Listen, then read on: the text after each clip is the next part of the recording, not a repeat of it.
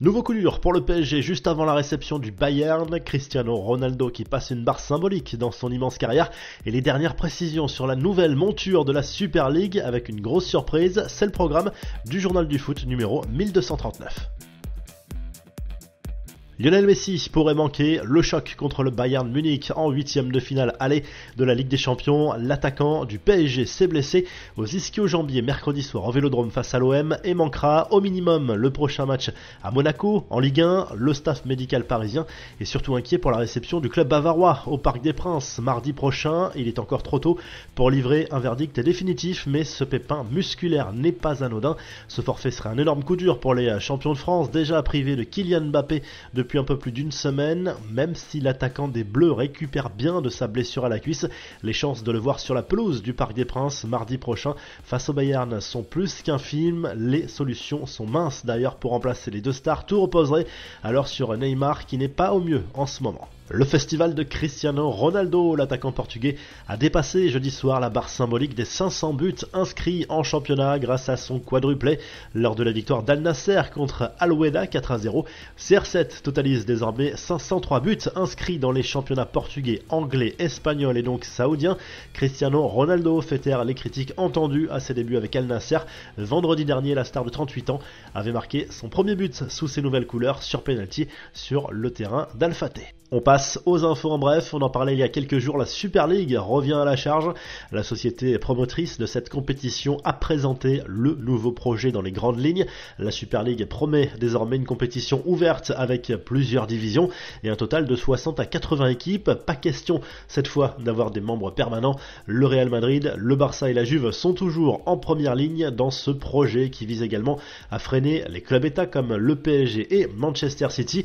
Et selon le Sun, les Anglais seraient de toute façon exclus de cette nouvelle monture de la Super League. Ce serait surprenant, mais quoi qu'il arrive, on est encore très loin d'un véritable lancement de cette compétition car les opposants sont nombreux.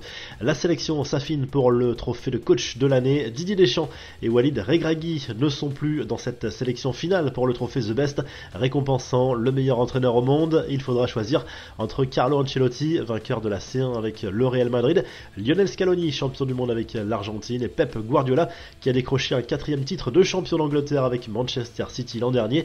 Zlatan Ibrahimovic annonce la couleur pour son futur. L'attaquant suédois espère bientôt retrouver les pelouses de Serie A avec l'AC Milan. Lui se sent toujours au top de sa forme malgré ses 41 ans. Est-ce que je me sens toujours comme Dieu ?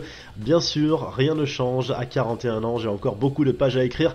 Aussi parce que la qualité ne disparaît pas, a lâché Ibrahimovic lors d'un entretien à un média italien.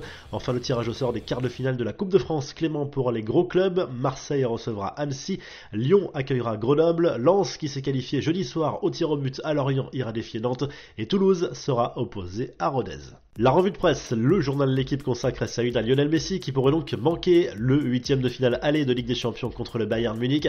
Le quotidien sportif propose également un entretien de Gianluigi Donnarumma. Le gardien du PSG explique notamment que la saison dernière lui a permis de grandir malgré cette concurrence avec Keylor Navas. En Espagne, le journal Sport revient sur les propos de Joan Laporta. Le président du Barça se dit très satisfait du travail de Xavi et rappelle que le principal objectif cette saison reste la reconquête de la Liga.